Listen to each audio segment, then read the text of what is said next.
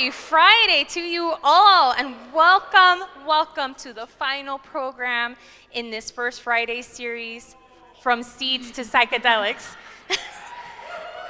And tonight's discussion, Mushroom Magic. I'm Marisol Jara. I'm the manager of public programs here at the Natural History Museums of LA County, and I am so happy to have you all here today. I would like to thank all of you for joining us this season for the return of First Fridays. I mean, really, you don't know how much it means to me. We appreciate your time and hope you've enjoyed these nights as much as we have. I'm not gonna cry, I promise. No crying tonight. It's all a celebration. So I also want to give a special thank you to KCRW and our event partner, I Am Sound, for helping make this series a success as well. Please join us following the discussion for a special documentary screening of Saging the World, brought to you by the California Native Plant Society at around 8:10, followed by live music in the Nature Gardens at around 8:30. First Fridays may be closing, but we're excited to bring you Summer Nights at the Tar Pits at our sister museum, the La Brea Tar Pits and Museum, starting on July 22nd. So please join us at our sister museum for an evening of music, food, and more. Now, before I go, I also want to extend my utmost gratitude and appreciation to our wonderful First Fridays moderator. Please welcome neuroscientist and science communicator, Dr. Yewande Pearse. Please take it away. Thank you, Marisol. I feel like the little tears there kind of gives you a lump in your throat. It's really contagious, but I'm super excited for our last July First Fridays. Are you all looking forward to the discussion? Yes. Yeah, it's been such an amazing season, and I think this is the perfect way to end. We have a full house, which is incredible. So if this is your first time, I'm glad that you could join us. And then if you've been coming each month, then like me, I'm sure this is bittersweet, but it's really good to see you again. And I'm really excited to introduce our guest for this evening. So our discussion, mushroom magic, is a huge topic, and I guess we could talk about all of the many ways that mushrooms are magical, from their mycelium networks to their adaptogens to their nutritional benefits. But tonight we're actually going to focus on psilocybin, which is the chemical component that gives them their name of psychedelic mushrooms. So our guest this evening is Dr. Charles Grob, Professor of Psychiatry and Pediatrics at the UCLA School of Medicine and Director of the Division of Child and Adolescent Psychiatry at Harbor UCLA Medical Center, where I was always also doing my postdoc, so we do know each other, which is great to have you on the stage. And over the past 30 years, he has conducted academic research with psilocybin, MDMA, and ayahuasca. Welcome, Dr. Grob. Thank you. So something that the audience may not know is just how familiar you are with this area. So I'd love to start with a little bit of background. So just to set the scene, psychedelic research is still relatively in its infancy, and that's mainly because of the Controlled Substances Act of the 1970s and their inclusion as a Schedule I drug. But despite this challenge, Dr. Grob, you've committed so much of your research career to psychedelics. So I'm really interested to start by hearing a little bit more about when you first became aware of psychedelics and how you found yourself in this incredible area of research, and most importantly, sticking around despite all of the social and academic stigma that ensued after the 70s. Great. Well, thank you. Thank you for inviting me to share the evening with you to talk about what I consider to be a fascinating topic. You know, my awareness and involvement with psychedelics honestly dates back to the beginning of college in the late 60s, as was the case for many in my generation. It checks out. I mean, these are fascinating compounds. They have a remarkable range of action. And as a freshman at Oberlin College in Ohio, I was very, very intrigued by the stories my more experienced friends had to tell. So when the opportunity rolled around towards the end of freshman year, I didn't hesitate, I must admit. and I don't regret it, not for a second. But I did realized fairly soon that taking such a powerful compound as a psychedelic in the context of a college dormitory with a bunch of 18 and 19-year-old kids may not have been the optimal setting. So after some initial experimentation, I put my active engagement aside, but I had been bitten by this bug of being fascinated, and I read everything I could get my hands on. And then fast forward to the early 70s, I had a job at a research lab in New York, the Maimonides Medical Center Dream Research Laboratory, where I had to stay up all night and monitor EEGs and identify when a dream was occurring, allow the dream to, go for its whatever amount of time it's going to go for. Then I'd wake the subject up over an intercom and tape record and then tell him to go back to sleep. And that was my night. And to stay up and to stay focused, I needed interesting material to read. Right. And one of the investigators there at Maimonides at that time, Stanley Krippner, who later became a senior professor at Saybrook Institute in San Francisco, highly, highly productive, had a wonderful library on psychedelics. Everything that had been written up to that point was on his bookshelves or in his files. And and he allowed me to make free use and read whatever caught my eye, and I just was fascinated with what I read. And one night I had an epiphany that I knew what I wanted to do in regards to a career. My father had been concerned that I was kind of meandering about without a real focus on a career path. And he said, "Son, when you figure it out, let me know." So I did. I said, "Dad, this is..." What did he say when that was the decision, though? I said, I told him why I was so interested, learn about the brain, fascinating mind-brain interface, learn about mental illness, treatment models. So he was actually pretty quiet initially, trying to digest what I was saying. And then he finally responded. He said, "Well, son, maybe there's something to what you say, but no one will listen to you unless you get your credentials." So I knew at that point I needed to go back to school and do the pre-med, which was pretty rigorous. But I was on a path, and even though there was no interest in psychedelics after the early 70s in the mainstream, I continued to read. I had my ritual at the beginning of every month to go to the medical library on the day the new issue of Index Medicus was delivered. Wow. And I'd look up lysergic acid, diethylamide, or psilocybin, or hallucinogen to see what was... There was never anything interesting in human subjects. Maybe some intriguing material in preclinical settings, but not how it impacted the human drama. But I kept reading, and meanwhile got credentials, finished medical school, went into training first in medicine, then in neurology, then in psychiatry, later in child psychiatry, and finally was on faculty at Hopkins, then was recruited to UC Irvine, where I made the acquaintance of a couple of other psychiatrists who shared this, what for me was a kind of a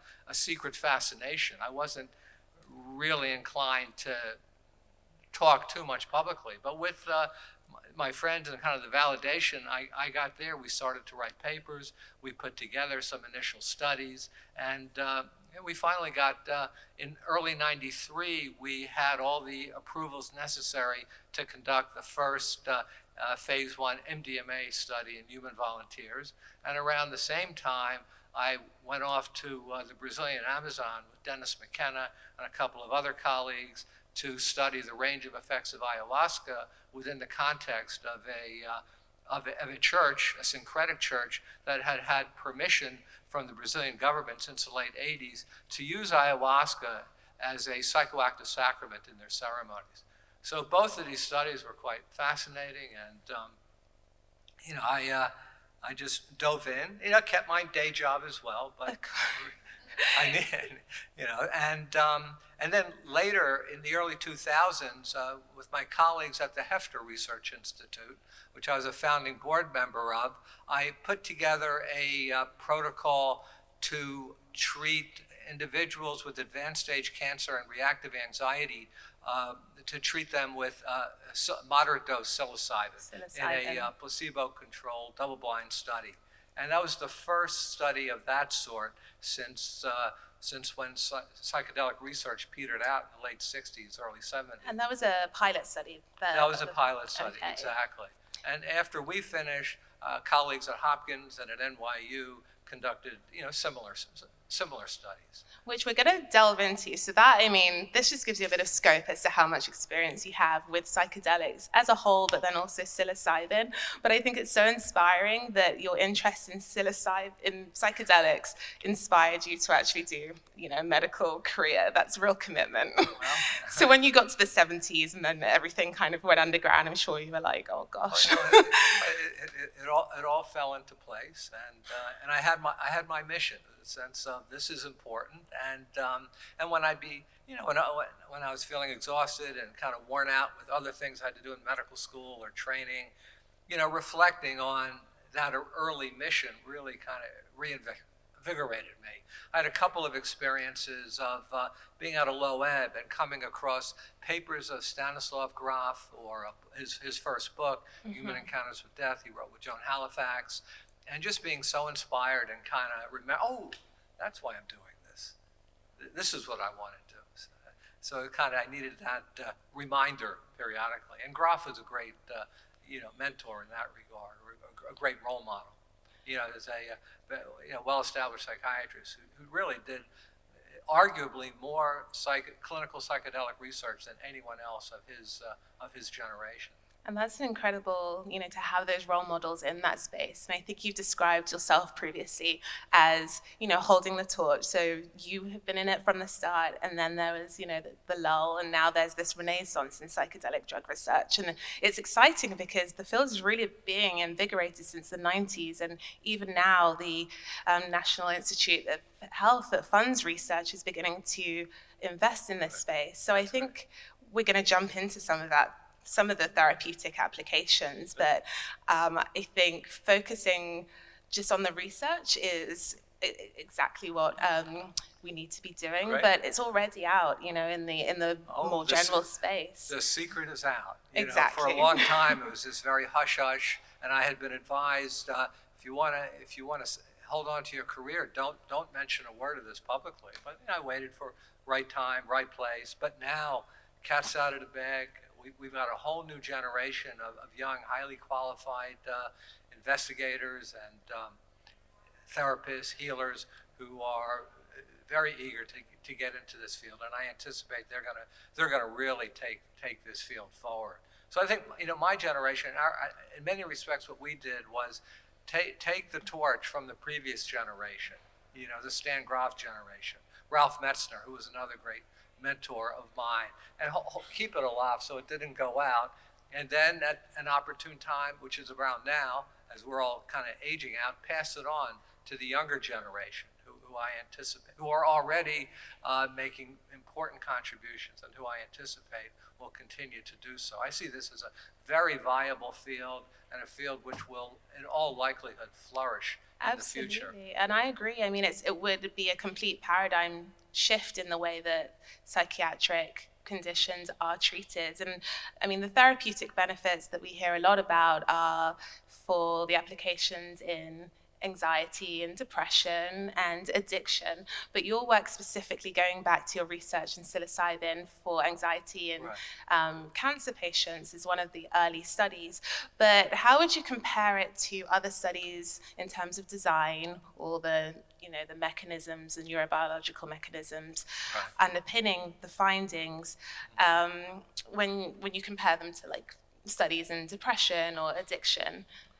Study of psychedelics and depression? With psilocybin, so the study that you focus on in terms of how it's done or some of the findings. So we chose a population of individuals approaching the end of life. They may have had depression and anxiety, but also particular vulnerabilities and manifestations.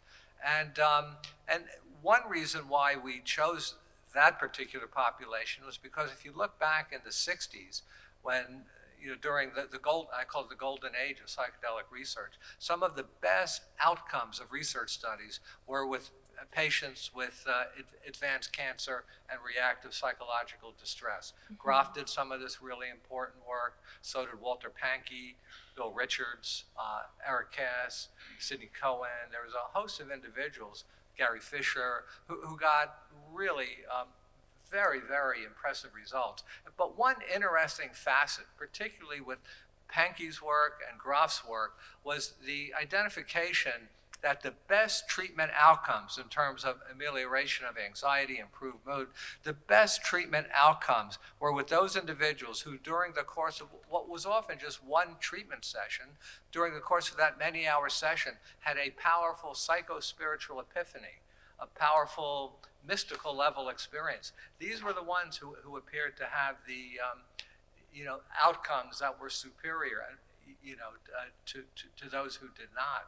And you did not necessarily see this with other treatment conditions, with the one exception of the other patient population that in the 50s and 60s was demonstrated to respond well to this model were chronic alcoholics. I mean, alcoholism is a condition that modern medicine struggles today, really, much like our predecessors did many decades ago. And observations going back to Humphrey Osmond in the late 50s were that individuals who had a powerful mystical level experience, a psycho-spiritual epiphany, were most likely to establish and maintain sobriety over the extended follow-up period. That's really interesting because it's specific to end of life cancer patients, and then with the alcoholism, but not this spiritual experience isn't common to all experimental stuff. I mean, you can see that with other conditions, but not as reliably. And kind of, having gone through our study and examining those of colleagues and older colleagues, the sense I had over time was that psychedelics in this context were existential medicine. They had the capacity to imbue an individual with a kind of a renewed sense of purpose and of meaning, and kind of a recathexis with an identity that had perhaps been lost over time. And so, I think the concept of existential medicine is rather unique in modern medicine, and unique. I think it's a good fit for this treatment model with these populations. And definitely a surprise as well. I don't think you usually connect science with spirituality. They exist in different realms, but in this case, it's actually really a predictor of how good the outcomes would be. Is this paired at all with some of maybe the brain imaging studies and understanding what the mechanisms might be? I know that psilocybin binds to 5-H to the serotonin receptor, so there's that kind of reasoning. But how would you connect the two? Is there anything? There's been this, in our culture, there's a lot of interest in advanced technology and how we could apply it, and we've understood since the late 50s with Daniel X. Friedman's work at the University of Chicago that he essentially discovered the serotonergic system using radioisotope labeled LSD in non-human primates, and so we've been aware of the connection with serotonin. We're understanding how serotonergic subreceptors are also each in their own way having an effect. There's also a lot of interest in the neuromodulation capacity of psychedelics, even neuroplasticity, which for me is very interesting because back in the 90s, I was very active in the debate over safety of MDMA. And the other side used to throw up, well, MDMA is a neurotoxin. Therefore, it shouldn't even be looked at in human research. And we felt the evidence for neurotoxicity was weak, it was flawed, and we argued, a contrary point of view. And so isn't it ironic that now there's discussion of psychedelics as neuroplastogens, the neuroplasticity capacity, instead of causing destruction, causing maybe kind of Rebuilding and branching. Yeah, kind of a rebuilding, kind of some axonal degeneration, but then a resprouting in new patterns that maybe are more consistent with therapeutic outcome. Who knows? And then we also have some of the modern imaging. There's a research psychologist moved from London to UCSF named Robin Carhart Harris, who's very much interested in something called the default mode network. Yeah, I was going to get to that. That's definitely a hot topic. Neurocircuits are essentially kind of taken offline, and then there's a reequilibration. And when the system goes back online, there ostensibly, according to this theory, is a greater sense of calm and let's say wisdom even, and a greater sense of a positive sense of self. Now, Robin Carhart Harris's work has to be corroborated. That's one issue about science. One great finding doesn't necessarily end the debate. There needs to be corroborative studies. And it accumulates over the years. You need that. And so I think, especially in a field that has had such a setback because of the 70s, there are all of these really promising studies, and only now is more research being done to actually explore in depth. So it's kind of surprising how little the scientific community really understands about the mechanisms. And just to kind of pick out a few things that you spoke about, so with the neuroplasticity, could you just explain a little bit more about what neuroplasticity is for the audience, non-scientists or people who haven't heard of that? It's basically kind of a regrowth, a modulation, and presumably a regrowth in a positive direction. And so the understanding is that psilocybin has an impact on this branching off of neurons and making more connections, perhaps. That's been suggested. There's some preclinical evidence to back it. But again, there needs to be more study. So this is an area ripe for future investigators to invest themselves in.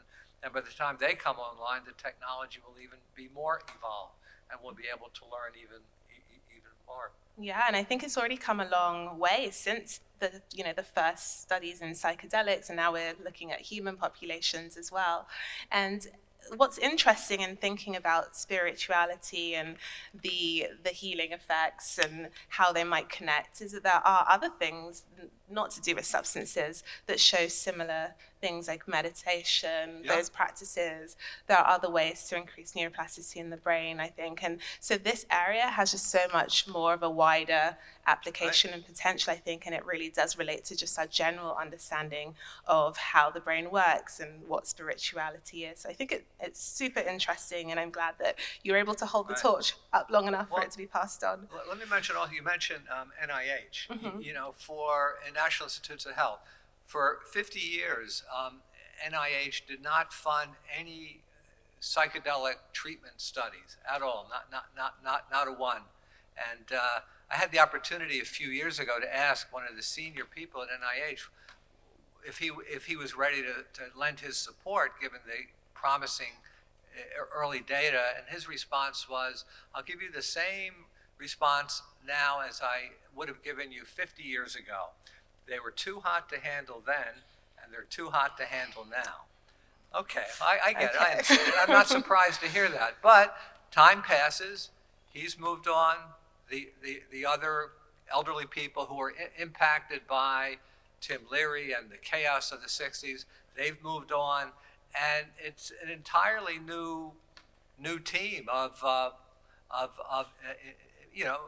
high-level administrators, managers, physicians providing and psychologists providing oversight, and they are now for the first time starting to fund psychedelic treatment studies. Recently, the first NIH-funded study in 50 years was granted to a young investigator at Yale who was treating refractory or non-responsive obsessive-compulsive disorder with a psilocybin treatment regimen and doing a placebo-controlled double-blind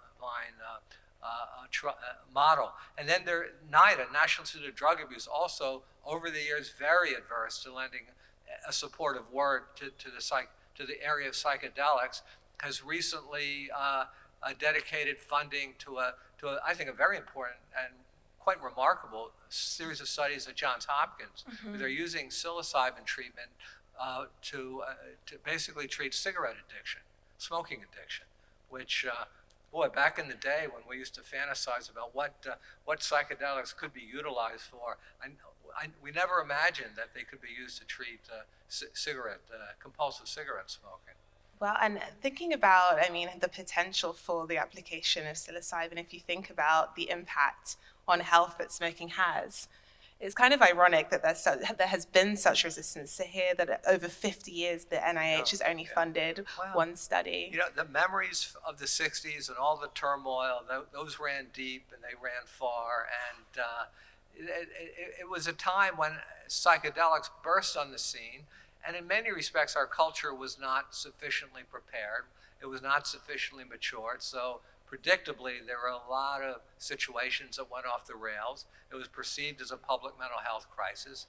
Psychedelics were identified with a politically active counterculture. None of these would put it in good standing with the so-called, established leaders. So it was put to rest, and for decades, you could hardly get a discussion going. I used to go through the catalog for the big meetings in psychiatry, in related fields to see what was happening in psychedelics, and very little of real interest was being presented until I think the 90s, when the work of Hefter Institute, which I was a founding board member, particularly the founding president, Dave Nichols, and also the work of MAPS did a great deal to promote, pro-social use of MDMA. I think that started to turn the tide ever so slightly. And then in the 2000s, particularly in the last several years, the field has really kind of exploded with interest and productivity.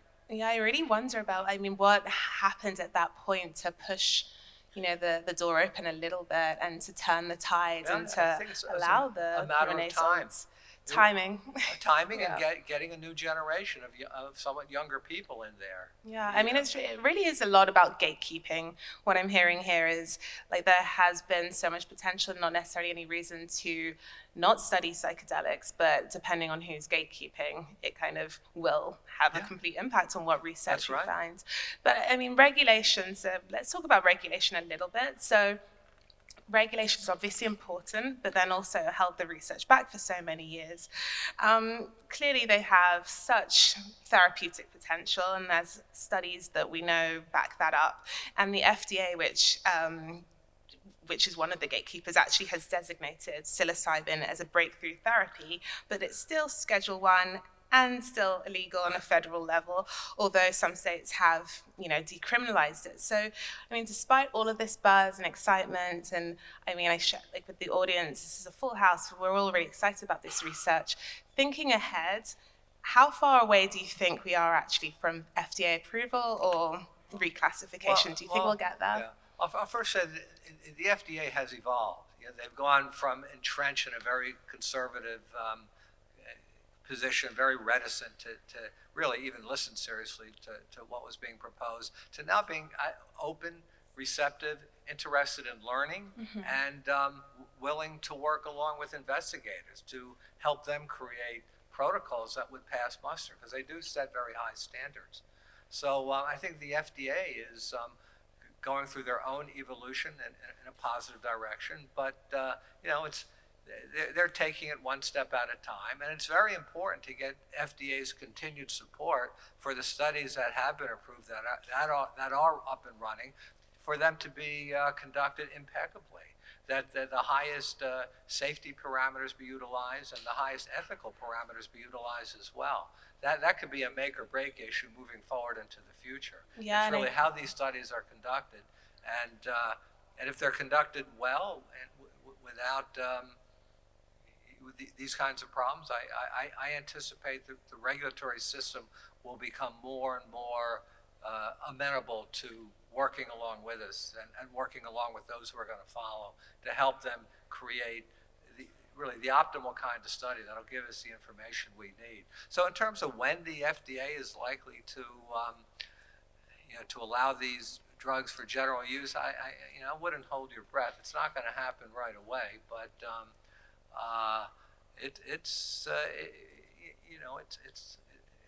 that time is approaching, I think.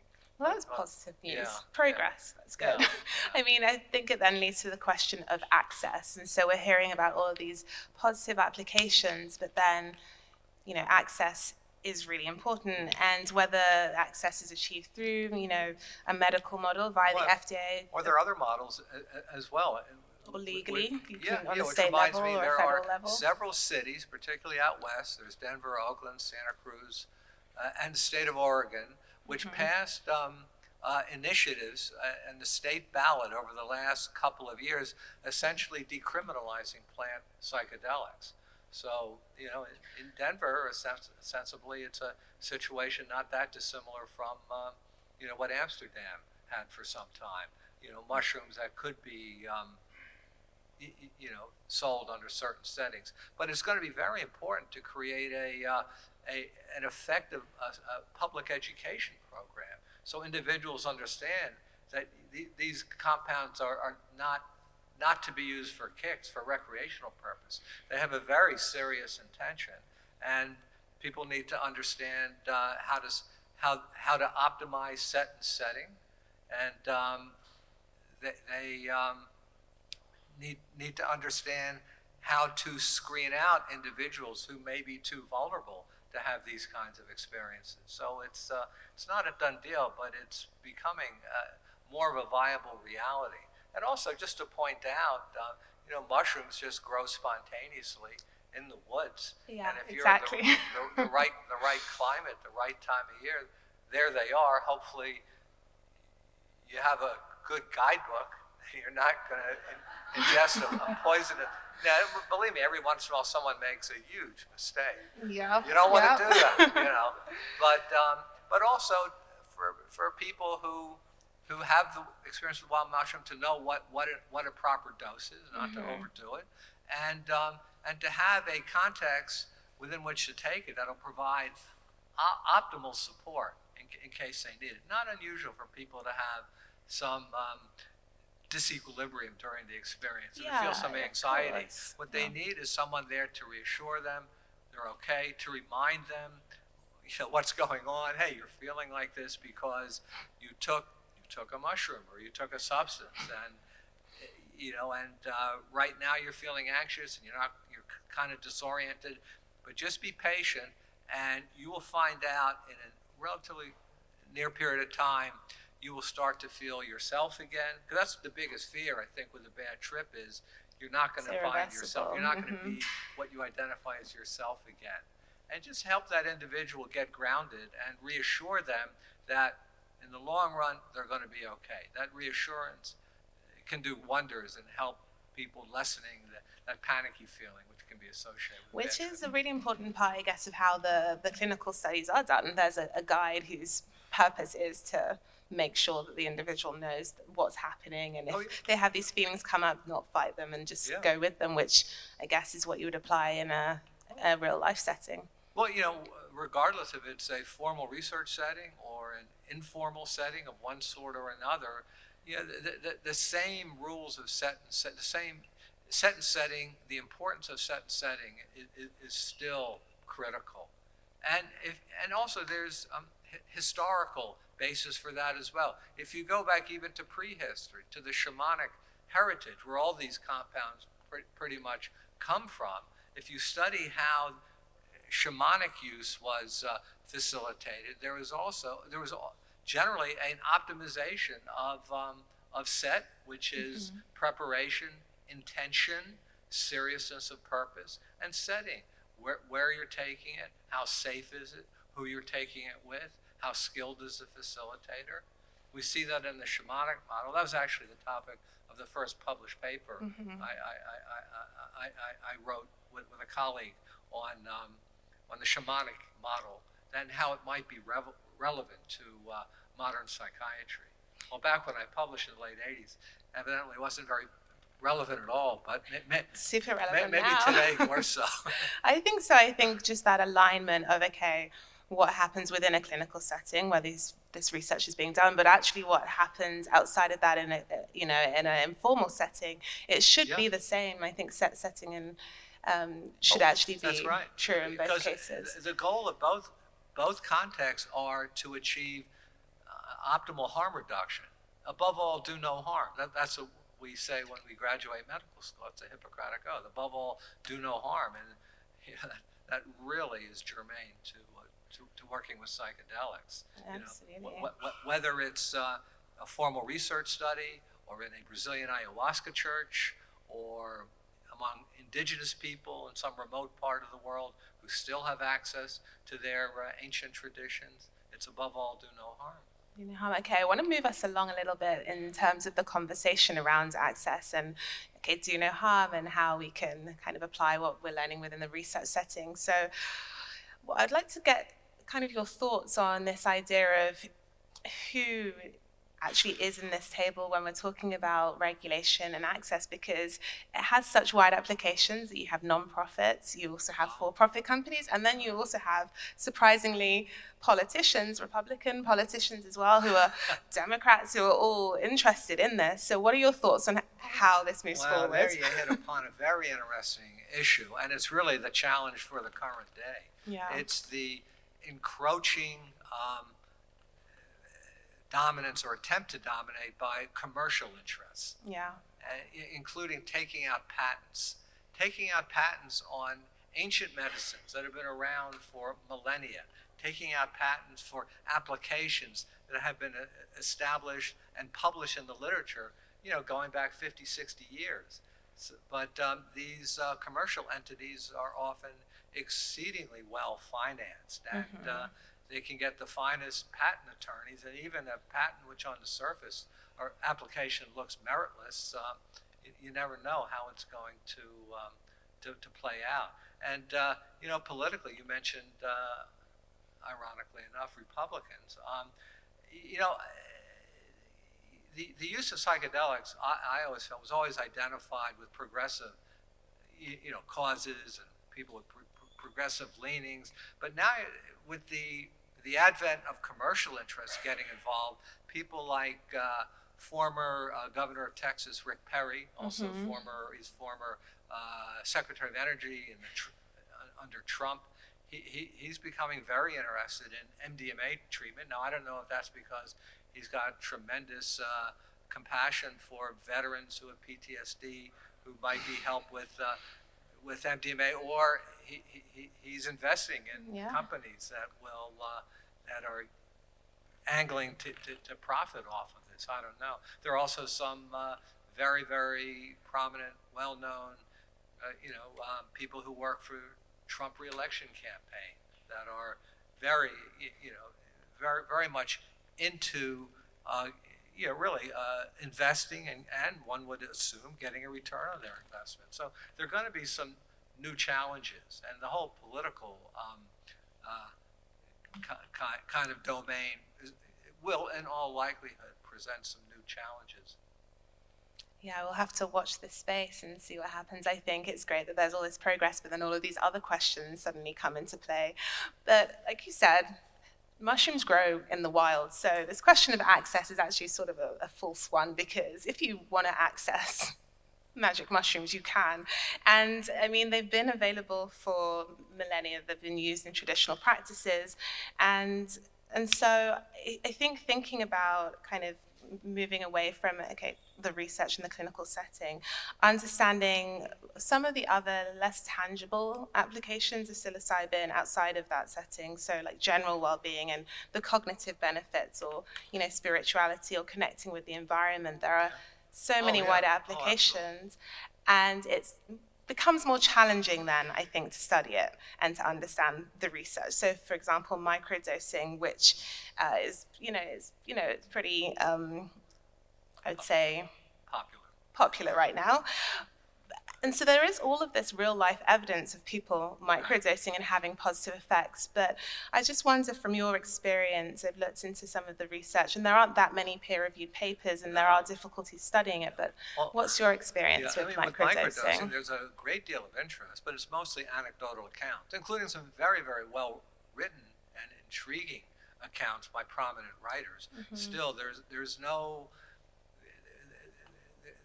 study that has been published which utilizes the gold standard of research, which is a placebo-controlled double-blind study. So it's lacking there. So it's not clear to me whether the reports we hear about microdosing are indeed indicative of therapeutic impact, or if it's just a very strong placebo effect. We won't know until we run a study using all of the gold standard methodology aspects.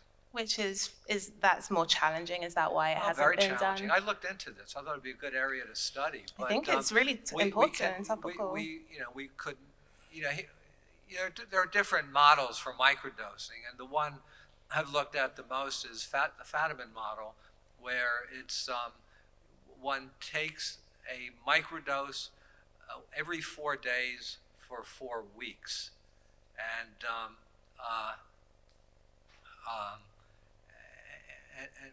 so people are taking the drug on multiple occasions.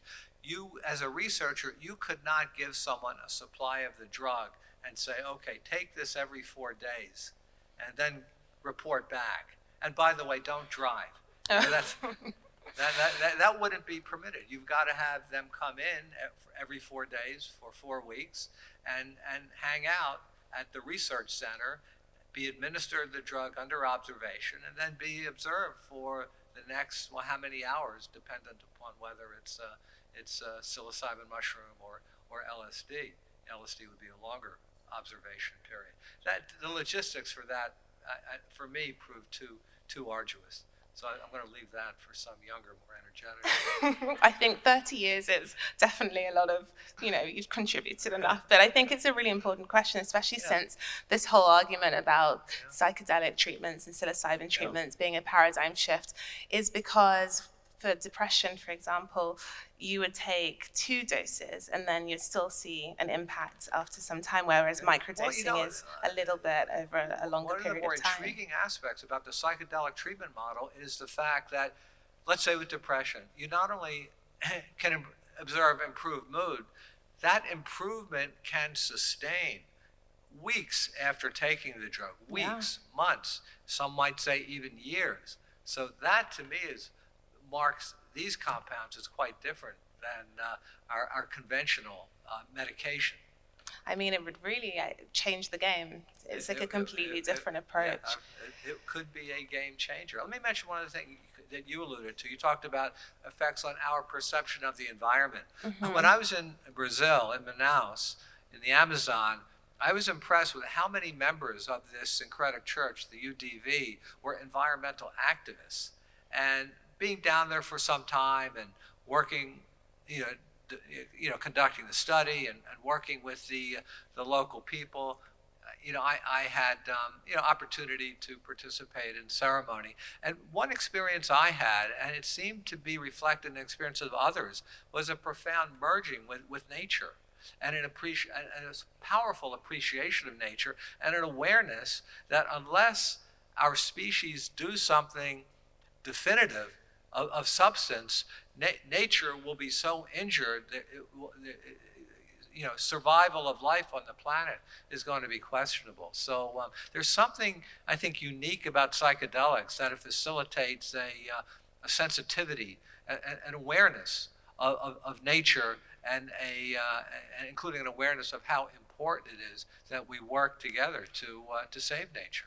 Absolutely, and I think maybe that's one of the really unique things about psilocybin and the other psychedelics is the fact that there are all of these other these wide applications. Is there something very fundamental about the effects that we're having? And I'm sure the audience have lots of questions, so we're going to move to Q&A. But just quickly, I think one question you may not be able to answer that I keep thinking about is that these mushrooms were available millennia ago. With our ancestors would have found them. And our brains have evolved in a particular way to, for example, have this rigidity of thought. So why do you think mushrooms actually have so much work to do? Why are our brains actually... Why are we wired why are we so the way we are? to psychedelics? Exactly, and why how do we... I mean, even look at LSD, even more so, because that's active on a microgram level. Yeah. There's virtually no biologically active compound that has the potency of an LSD. It's as if our brains are wired to be receptive to these experiences. And why that is? It's a big question mark, but something question. Definitely for us to chew on. It's a philosophical question. Where do we come from? Who's, what is there a controlling force? But if there were, it would seem to be that this would indicate just a very, very close compatibility between the human species or mammalian various species and plant psychedelics. There's one theory I read looking at life as it existed on Earth hundreds of thousands of years ago. I forget what era it was, but there's archaeological evidence that there were widespread proliferations of phalaris grass. Phalaris grass contain lysergamines. They're LSD-containing wild grasses, and somehow or other, the evolution of various plants seem to have dovetailed or gone in concert with human evolution, allowing for our brain to again have this remarkable receptivity to these exceedingly potent compounds. I think that's fascinating and will inspire a lot of questions. So thank you for the discussion. I think we have a lot more that we want to find out from you, Dr. Grob. Thank you. That's fascinating. And I wish we had more than an hour, but let's jump into some questions from the audience. So I think we have a question over here on the right. Hi, this is quick, and it's also to the whole audience. No offense, sir. So it's also to you, of course. Do you think that we had a different president with that same thing in terms of the FDA because they choose the person at the top, or is it more the people below there who are there regardless of who is president? And the other question to the local folks is wondering what's going on in terms of political advocacy, state, local, county, etc. Thank you. So I didn't catch it all, but I think the first one had to do with our... Whether it's the president, Yeah. and or below that's having an I think impact. the president has other things to worry about right now than psychedelics. I don't see him as an impediment. What was the second? No, the question is about the FDA and about how the president chooses the head. So is it about the person in charge or the people who are there regardless of who is president? Honestly, I feel the FDA is becoming increasingly receptive.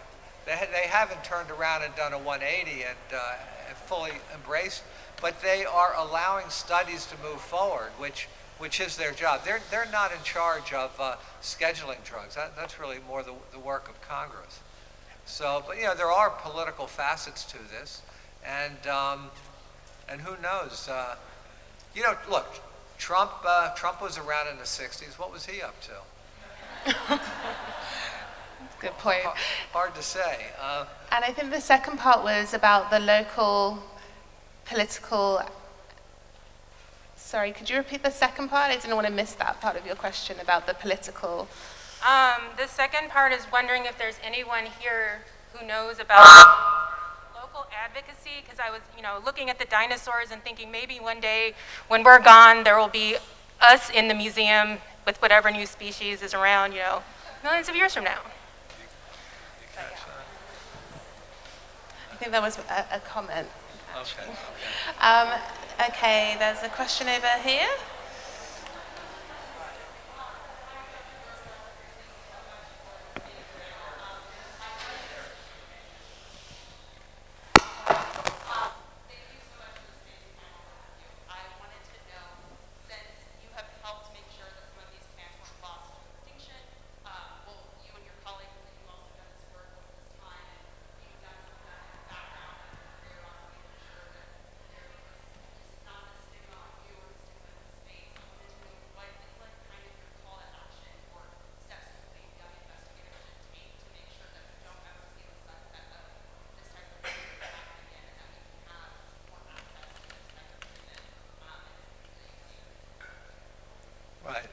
So your point about passing the torch and then younger investigators, Right. do you have any advice for how to keep this field moving forward and growing? If that was the Well, I question, think to yes. treat these compounds with the utmost respect, to learn from the ancient traditions, and also if you're so inspired to engage the modern sciences, to get those credentials that I was advised to get 50 years ago. As it turned out, they held me in good stead. I don't regret them for a variety of reasons, but also to be, when one talks about psychedelics in any kind of public setting, to be kind of like a role model for how these compounds have positively impacted one, to be a paragon of virtue, to really cultivate one's own, finer and higher qualities. Right over here. There's another question here. Hello there. Can you share one of your personal experiences, hopefully a really extreme one, when you had a mushroom? What you saw, what you felt, Oh, jeez. How much time do we have? Boy.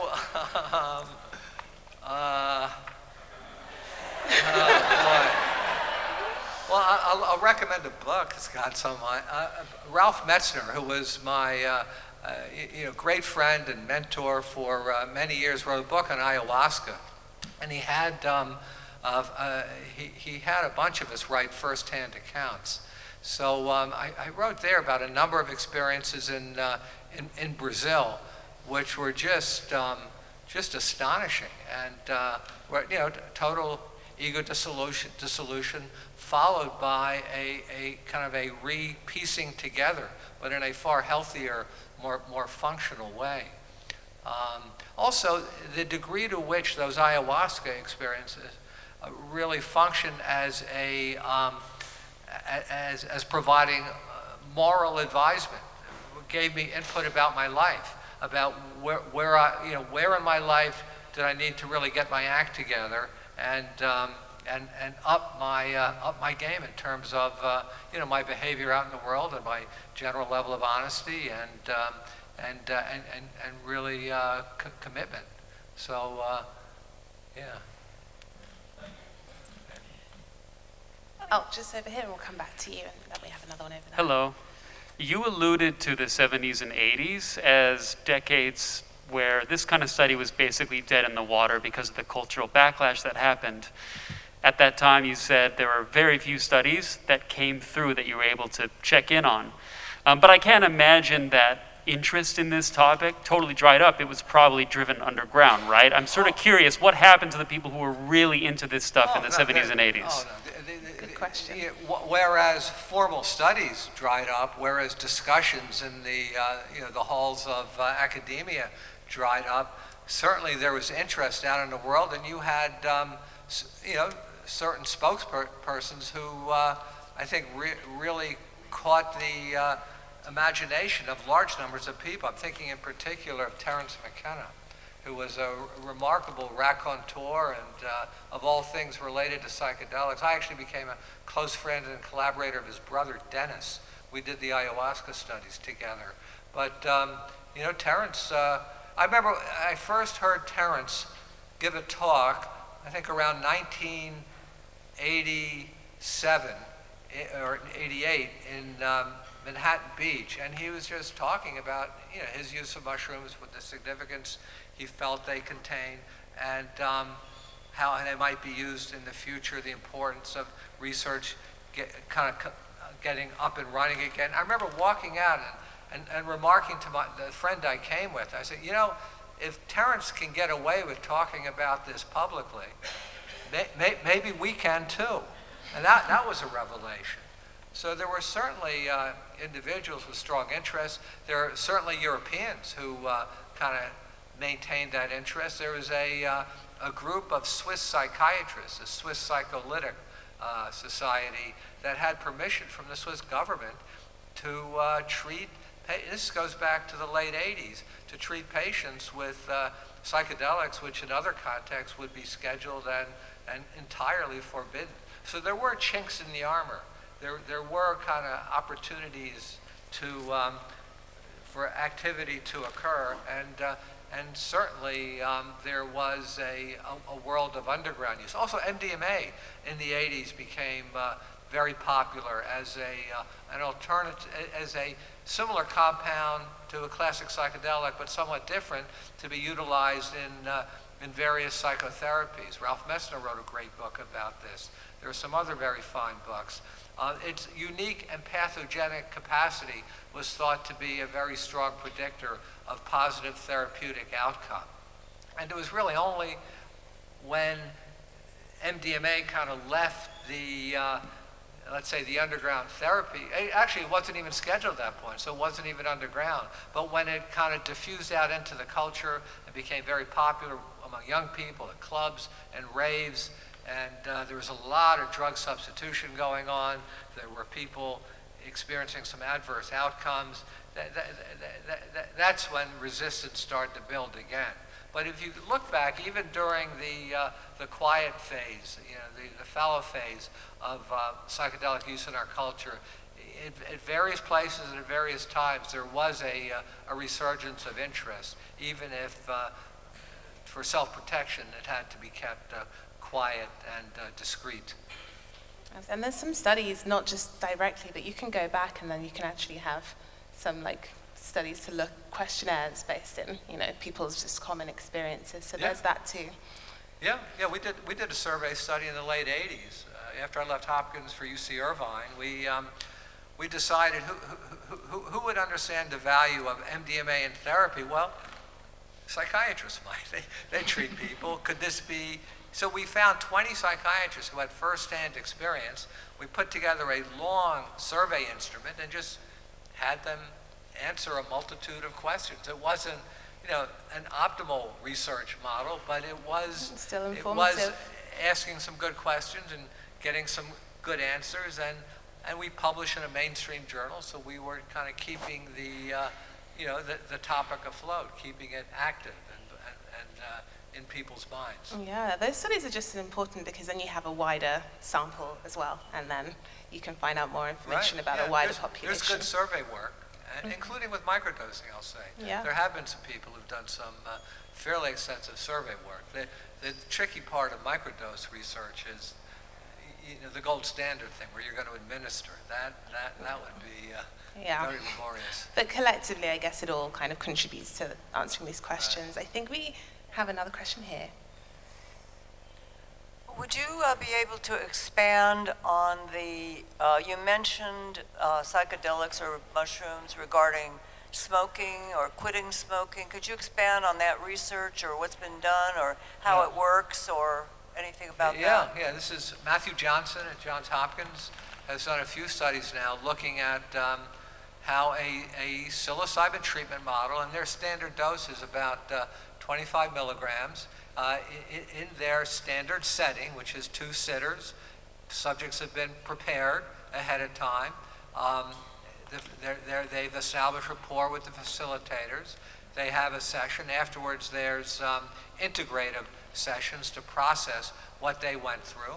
And some of the studies were open label, and some have used kind of standard conventional treatments for cigarette smoking cessation, and their data has looked good. So again, if you wanted to kind of just read more of the detail, Matthew Johnson is the principal investigator of those series of studies. And right down the center, this is going to be our last question. All right, well, I guess I feel pretty lucky. First, I want to thank you for being here today and bringing it to our consciousness. I'm a little bit greedy. I'd like to corner you for an hour or two and pick your brain, but I'll try and sneak in maybe 2 questions here. As we all get a little bit older, I think common application that we look at is prevention of Alzheimer's and peripheral neuropathy. What do you see in the future as far as efficacy for those particular things?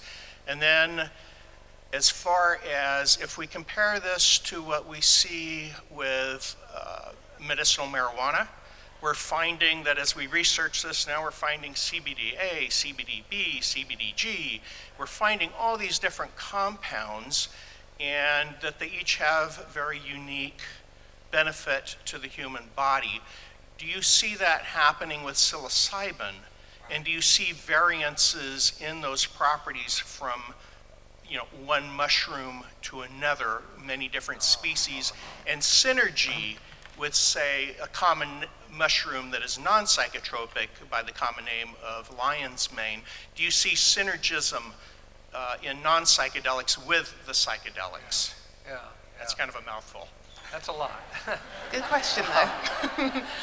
Yeah, Paul Stamets talks, the ethnomycologist, very prominent, talks a lot about lion's mane and how they it may be used along with psilocybin. A question I find interesting is, the primary alkaloid identified in most psychoactive species of mushrooms is psilocybin, but there are a couple of species, like I believe psilocybe cyanescens or psilocybe semilancinata, that contain higher proportions of baeocystine, a compound that has never been studied in and of itself. I'd be curious to see what that compound does. The other question about older people, that's a very, very important question. With the research, in order to avoid what might be considered catastrophic events during treatment sessions, we've been holding the upper age limit down. And but as time has gone by, it's clearer that we need to study older individuals and no longer, cut entry into studies at 60 years old, 65 years old. We're actually putting together a study that's lifting upper age limits, and we need to understand certain things like, older individuals are more likely to have cardiovascular issues, are more likely to have cardiac arrhythmias. Is there some degree of risk that we need to be aware of? That's an understudied area that I'm encouraging investigators to start to examine. We've done some of that work, having Holter monitors on during the administration, and finding out honestly that there were quite a number of arrhythmias in subjects, but that was with both the active psilocybin condition as well as the placebo condition we were using. So, all we knew is that these individuals might have vulnerable cardiovascular status. We did hear of a case, it was an underground treatment case of a 74-year-old man, ostensibly in good health, had never taken a psychedelic, who evidently had a cardiac arrest in the middle of his one and only psilocybin mushroom. So that's kind of a what the outcome? I think he expired. He died. That's what happened. We want to minimize that likelihood, so we need to study that phenomenon. Yeah, no, it's a really important point. 65 is pretty young, I feel like. Well, my idea of what's old has really changed a lot. Yeah. Yeah, 65 is, very young. Well, I wish we could continue this discussion, but we're actually at the end of our discussion on mushroom magic. Before everyone rushes off, though, thank you, Dr. Grob, for this discussion. It's been really insightful. Thank you.